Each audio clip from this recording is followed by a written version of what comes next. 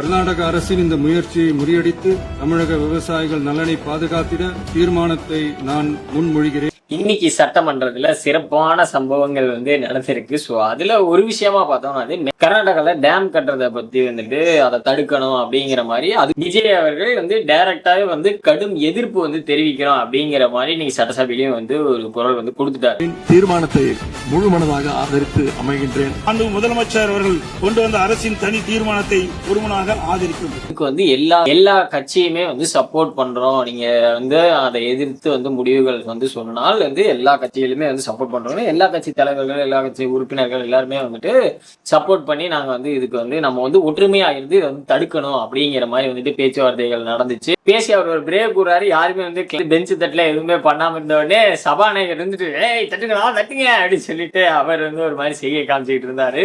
கடும் எதிர்ப்பை பேரவை தெரிவித்துக் கொள்கிறது. சட்டமன்றத்தில் இன்னொருத்தர் இந்த மாதிரி அட்லியை பத்தி அட்லி மாதிரி எடிட்டிங் கட்டிங் இப்படிலாம் பண்ணிட்டு இருக்குங்கிற மாதிரி ஒரு கமெண்ட் அடிச்சிருக்காங்க. ஸோ அதுக்கு அப்போஸ் பண்ணி ராஜ்மோகன் அவர்கள் அதுக்கு ரிப்ளேவா ஒரு சம்பவத்தை செஞ்சு விட்டாரு. அடுத்து பார்த்தோம்னா ஒரு லைவ் பார்த்துட்டு இருக்க பாதியிலே கட் பண்ணிட்டாங்க. நம்ம இதை பயங்கரமா விமர்சிச்சுக்கிட்டு இருக்காங்க. ஸோ டிரான்ஸ்பரண்ட் கவர்மெண்ட்டுங்கிறீங்க, மாற்றம்ங்கிறீங்க, இந்த மாதிரி லைவை கட் பண்ணாம ஃபுல்லாவே ஓடும் அப்படிங்கிற மாதிரிலாம் சொன்னீங்க. பட் இன்னைக்கு இந்த மாதிரி பண்ணிட்டீங்க அப்படின்னு சொல்றாங்க. அதுக்கு பின்னாடி என்ன சம்பவங்கள் மாதிரி நடந்துச்சுன்னு பார்த்தோம்னா எதிர்கட்சியில இருந்து இந்த மாதிரி விஜய் அவர்கள் வாயை திறக்க மாட்டார், மௌனம் சாதிக்கிறார் அப்படி இப்படின்னு சொல்லி அந்த இடத்திலே தோல்வி அடைந்தார் என்பதை மறைமுகமாக குற்றம் சாட்டி ஆதவர்ஜுனா அவர்கள் பேசிய காரணத்தால் ஒரு மாதிரி பேசி விட ஆதவர்ஜுனா அதுக்கு ரிப்ளே எங்கடா இவ்வளவு நாளா காணமே, இந்த மாதிரி ஒரு சம்பவங்கள் காணமே அப்படின்னு சொல்லி வெயிட் பண்ணிட்டு இருந்ததுக்கு ஏற்ற மாதிரி ஆதவர்ஜுனா வெளியே மட்டும் தான் பேசுவாரு. ஆனா சட்டமன்றத்துக்குள்ள பார்த்தோம்னா ஒண்ணுமே பேச மாட்டாரு, அமைதியா தான் இருப்பாரு அப்படி இப்படின்னு வெளியே எல்லாரும் சொல்லிட்டு இருந்தாங்க. அதுக்கு ஒரு ரிப்ளே கொடுக்குற மாதிரி இருங்களா அப்படின்னு சொல்லிட்டு இன்னைக்கு ஒரு ரிப்ளே கொடுத்தாரு பாருங்க.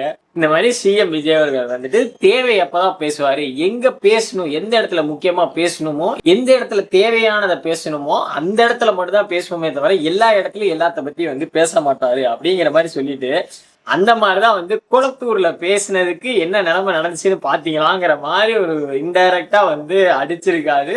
ஸோ இதுக்கு கோவத்துல பக்தளிச்சு எதிர்கட்சியில இருந்து என்னங்க குளத்தூர் எதுக்குங்க பேசுறீங்க என்னங்க அப்படின்னு சொல்லி ஸ்டாலின் தோத்துட்டார்ல. ஸோ அதை இன்டேரக்டா கிண்டல் பண்ணி சொன்னாருன்னு சொல்லிட்டு திமுக இருந்து எந்திரிச்சு ஒரு 10 பேர் 20 பேருங்கிற மாதிரி அந்த மாதிரி எந்திரிச்சு இருந்திருக்காங்க.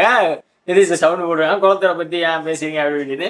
அது அங்கிருந்து சவுண்ட் வந்தோடனே ரிப்ளே அங்கிருந்து டிவி கையில 100 பேர் இருந்துச்சு என்னடா அப்படின்னு சொல்லிட்டு என்ன சத்தம் அப்படின்னு சொல்லி அங்கிருந்து சவுண்டு கொடுத்து ஒரு சைட்ல சவுண்டு கொடுத்துருக்காங்க. இது போக போக என்ன ஆயிருக்குன்னா இந்த தாமு எம்எல்ஏன்னு நினைக்கிறேன், ராயபுரத்து எம்எல்ஏ, அவர் பார்த்தோம்னா இந்த மாதிரி அடிக்கிறதுக்கு வேகமா அப்படி நடந்து இறங்கி அப்படிங்கிற மாதிரி போயிட்டாரு அப்படிங்கிற அளவுக்கு நியூஸ்ல தான் சொல்லிச்சு. இதை பத்தின வீடியோஸ் அந்த அளவுக்கு வெளியே வரல. ஆதவர்ஜுனா அவர்கள் பேசிய காரணத்தால் வெற்றி கழகத்தின் ராயபுரம் எம்எல்ஏ அடிக்க பாய்வது போல கடைசி. சோ இதெல்லாம் சம்பவம் நடந்த சம்பவம். இதெல்லாம் நியூஸ்ல சொல்லிதான் தெரியுமே தவிர நம்ம அப்படி எதுவும் பார்க்கல. பட் இதுதான் நடந்த சம்பவம். அங்கிருந்து இங்கிருந்து பேச்சுவார்த்தையில் அங்கிருந்து இது இப்படிங்கிற மாதிரி சத்தங்கள் சலசலப்புகள் நடத்திட்டு இந்த மாதிரி ராயபுரத்து எம்எல்ஏ மட்டும் இந்த மாதிரி போனாரு, அடிக்கிறதுக்கு போனாருங்கிற மாதிரிலாம் சொல்லிட்டு இருக்காங்க. பட் அது எந்த அளவுக்கு உண்மைங்கிறது நமக்கு தெரியாது. லாஸ்ட் சீட்ல இருந்து அப்படி இறங்கி போனாரு அப்படிங்கிற மாதிரி சொல்லியிருக்காங்க. இதுக்கு இன்னொரு சைடு விமர்சனங்கள் என்னன்னா, டிஎம்கேல எத்தனை ரவுடிஸ் தெரியுமா அப்படின்னு சொல்லி அவங்க ஒரு சைடு, நீ என்ன இப்பதான் இப்போ ரவுடித்தனம் பண்றியா அப்படின்னு சொல்லி ஒரு மாதிரி விமர்சனங்கள் போயிட்டு இருக்கு. ஸோ இந்த மாதிரி இன்னைக்கு குட்டி குட்டி சம்பவங்கள் நடந்துச்சு. இது கூட இடையில ஒருத்தர் ஒரு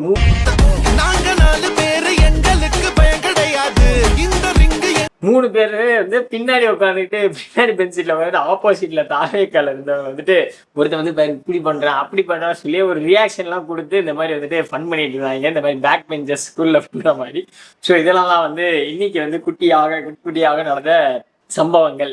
ஸோ இன்னும் அடுத்த 2 நாள் இருக்கு, 22, 23, 22 அன்னைக்கு வேற தலைவரோட பர்த்டே. ஸோ அன்னைக்கு சட்டமன்றத்துல எப்படிலாம் நடக்கும், எல்லாரும் வாழ்த்துக்கள் சொல்றது, இந்த மாதிரி சம்பவங்கள் நடக்கும். ஸோ அன்னைக்கு என்ன நடக்குதுன்னு பொறுத்து இருந்தா பார்க்கணும்.